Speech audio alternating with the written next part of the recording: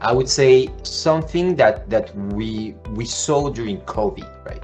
During COVID, with the increase of demand for viewership, online viewership, we're basically seeing like people really switching to that multi-CDN environment, saying, you know, I'm gonna have 2, 3, 4 different vendors, and I'm gonna load balance based on their strength, as we just discussed. But then when it comes to putting that into practice, right, implementing those changes, we've been seeing that the contract, the existing CDN contract, were a roadblock to that implementation.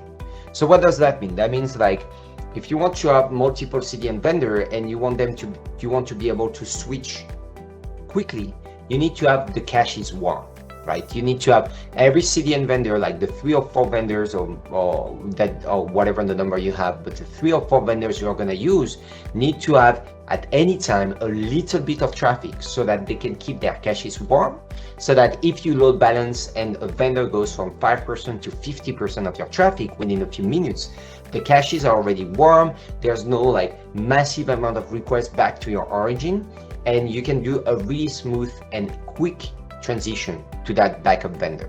Okay, so that is only possible to keep a little bit of traffic to each of your CDN vendor if your contract doesn't have a commitment at 95% of your CDN usage, right? You need to be able to shave off a little bit of that traffic and keep it across your different vendors. So what we've seen is really in APAC a legacy of contract that were both with really high commitments and also extremely long duration. Like we've seen 5 years contract, for example, which is something that we don't see anywhere else in the world outside of Asia.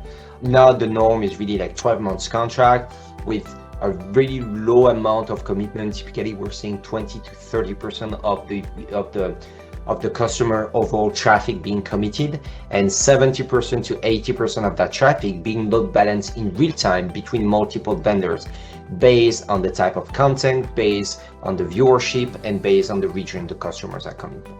So making sure that you have a contract that gives you that flexibility that you build technically is going to be a very important aspect, and it's one of the big roadblocks we've seen within that past year.